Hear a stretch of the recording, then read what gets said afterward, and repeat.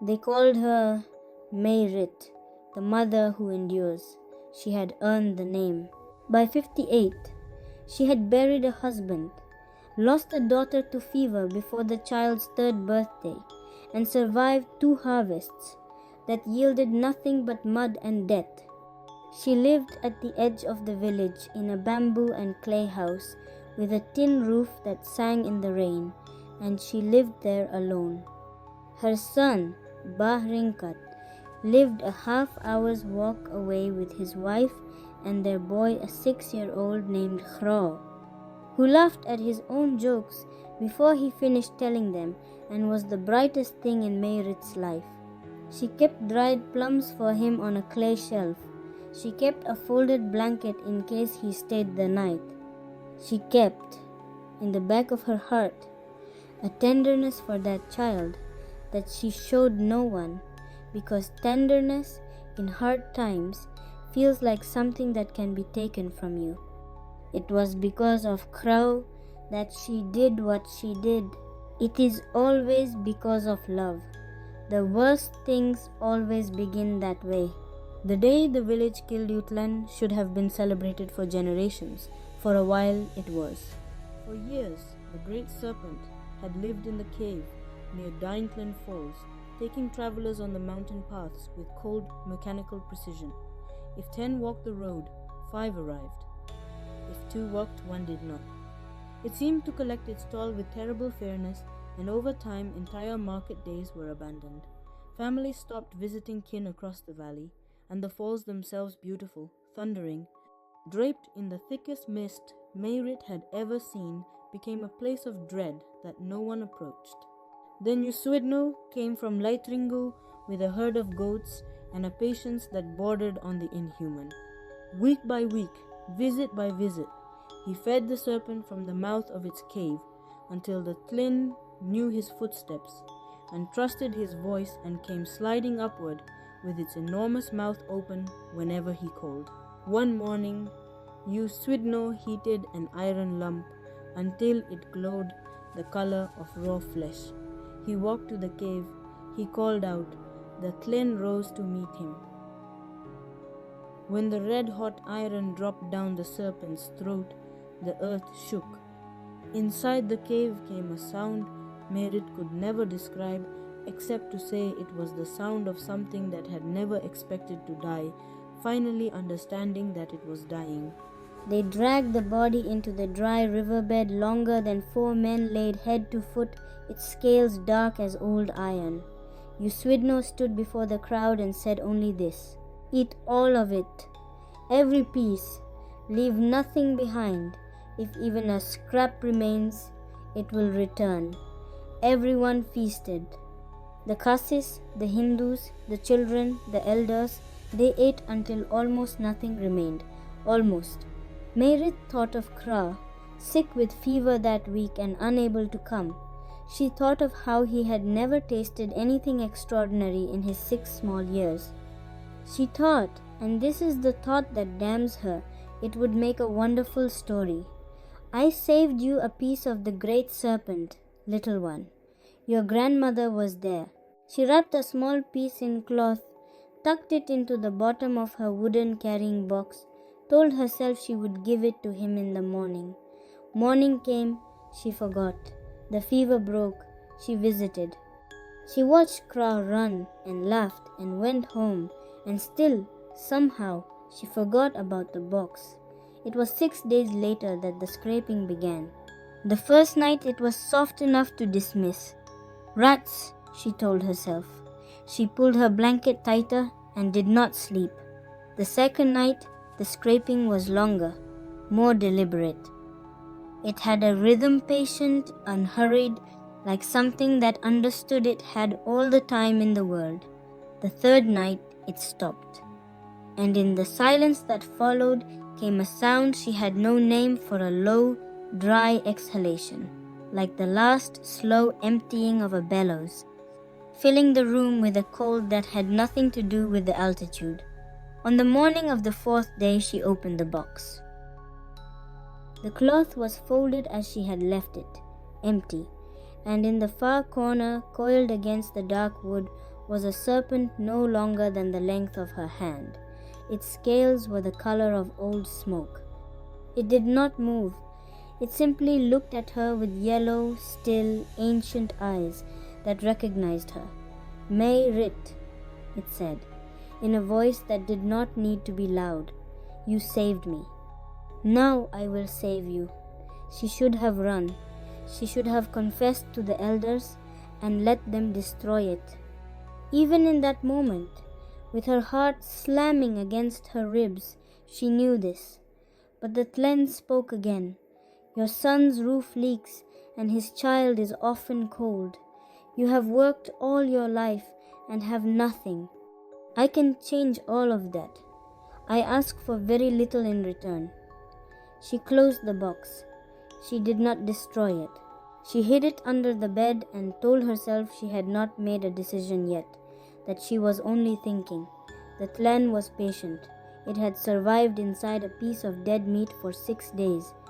It could wait a little longer. Within 2 weeks, Mayrit's son received an unexpected debt forgiveness from a trader with no clear reason to offer it. The roof was repaired. The plums on the shelf were replenished. Small things, quiet things. The box stayed under the bed. Nobody in the village knew his name. He was simply the figure who appeared sometimes on the mountain paths, stocky, dark-wrapped, moving quickly through the places where mist was thickest. Men who saw him said his eyes had the flat quality of river stones. Women said they felt him before they saw him a-crawling on the back of the neck, a cold that had nothing to do with the weather. His name was Bahribok, and Mayrit had found him the way the Thlen had directed her a whisper through her dreams, a name, a direction. A man hollowed out by a failed harvest, a wife who left, a son drowned in a swollen creek, a man who needed purpose as much as he needed money. He prepared himself before every hunt with strong rice liquor, not to dull himself, but to burn away hesitation. Then he mixed rice with turmeric in a small bowl, pressing it with his thumb until the yellow stained his skin. This mixture, by whatever dark arrangement governed his work, scattered the victim's senses at the moment of throwing confused the path, delayed understanding until it was too late. He carried a short, heavy wooden club. No iron. The Thlen had been clear, no iron. This was its revenge on the trick that had nearly killed it. Death must come the old way, the way before metal made humans so confident in their ability to destroy things larger than themselves. He waited beside the narrowest parts of the trail where travelers moved single file, where the cliffside forced them close to the drop. He waited with the stillness of a man who had stopped caring whether time passed or not. Then came footsteps. The rice scattered fast, a fine throw across the victim's face. What followed was hard to describe, except through those who survived it. A sudden, overwhelming confusion, the path rearranging itself. The companion you had been walking with somehow no longer there, even though you could still hear breathing. By the time awareness returned, Bahribok was already gone. Only the dark stain on the rock remained, and scattered yellow rice dissolving slowly in the mist. With silver scissors, he collected what the Thlen required: the eyebrows, the earlobes, the nails, the lips. He pressed the blood into a bamboo tube, sealed it with clay, and walked back down the mountain. He gave it to Mayrit without speaking. She gave him silver. Neither looked at the other. In this way, for 3 years, the disappearances were explained as the ordinary dangers of mountain life. And in this way, for 3 years, the old woman at the edge of the village grew quietly, inexplicably prosperous. The village marveled at Mayrit's good fortune with the particular warmth people reserve for those who have suffered visibly and long. At last, they said, after everything she has endured, at last something good. They brought her food during festivals. They asked her for advice. The Nongshohnoh, the headman, once remarked that she was proof that patience was its own kind of prayer. She smiled at all of it. She was very good at smiling by then. But you cannot hide a pattern forever. The hills are old and they remember everything. The disappearances, at first isolated and explainable, became a specific shape, always a single traveler, always the narrow paths, always a Khasi, always found when found at all missing the same things, the eyebrows gone, the earlobes trimmed, the nails, the lips, and always drained in a way that even those who found the bodies could not precisely name, as if something essential had been removed that you could not see but could absolutely feel the absence of. A young man named Bahsiem survived. He had been walking the lower path with his uncle when the mist closed in and the rice hit his uncle's face, but Bahsiem stumbled into a drainage ditch and lay still long enough for the Nongshohnoh to move on. He came back to the village with mud on his face and his uncle's name on his lips and a description, stocky, dark-wrapped, a wooden club, the smell of turmeric and liquor. The village stopped marveling. The village began to talk. Who keeps the Thlen? That was the question that passed from fire to fire, from house to house, quiet and sharp as a blade kept under a sleeping mat. Who among us is feeding the old enemy? It was Khro who gave it away. He was 8 years old, sharp-eyed and unable to leave a question unanswered. He had spent a night at his grandmother's house and woken early looking for his sandals. He found them under the far corner of the sleeping mat, and beside them, half covered by old cloth, a wooden box he had never noticed before. He opened it. He would not describe, for the rest of his life, what he saw inside. He said only that something in the corner of the box looked at him the way nothing living should look at a child, with recognition and patience and a cold satisfaction, as if it had been waiting for exactly this moment. He ran the full half hour to his father's house, without stopping, without looking back, without making a sound until he arrived at the door. Then he could not stop making sounds for a very long time.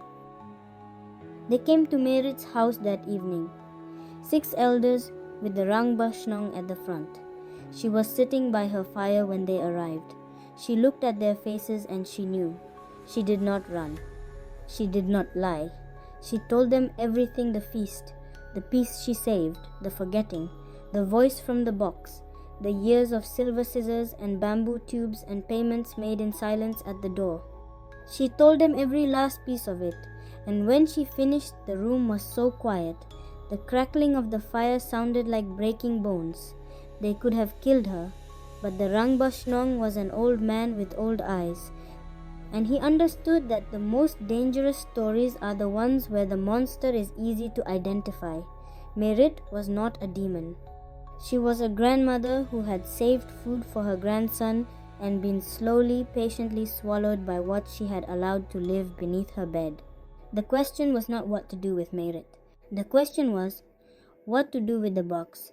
They could not burn it, the elder women, the Nongshohnoh, warned that fire might release the Thlen's essence into soil and water. It had survived once because it was not completely consumed. They would not risk that again. They decided together, every family present, the way U Thlen had originally instructed and the way they should never have stopped doing. They carried the box, nailed shut with wooden pegs, no iron, never iron near it, up to the falls. The Dayan Thlen Falls, which still bore the Serpent's name, as if the land itself refused to let anyone forget. The Nongshohnoh spoke the old words at the water's edge, not words of violence, older than that, words that return a thing to its proper place. Not destroyed exactly, but removed from the ledger of the living. They pushed the box into the current. The white water took it. One moment it was there. The next it was gone. Ribok was never found. He had slipped back down into the lower valley when word spread become someone else's problem, or perhaps in the end only his own. Merit was not cast out. She was given instead the punishment of being known. For 12 more years she lived in the village and was never refused at the market, never turned away at a funeral. But when she walked past, there was always a silence, small, absolute, the kind that fills the space where trust used to be. She endured it. That had always been her nature. On the last night of her life, she asked for her grandson. Khro sat beside her, 20 years old by then, his grandfather's cheekbones, no longer laughing at his own jokes before he finished them. She held his hand and told him that some gifts look like love but are borrowed from darkness, and that borrowed things always cost more than they appear to at the time. He nodded. He had heard the story so many times it had become part of the weather of his life. He did not tell her what he sometimes heard on the quiet nights when the mist pressed close against the walls and the valley below was perfectly still, faint, almost imagined. Skruk, skruk, patient, unhurried, waiting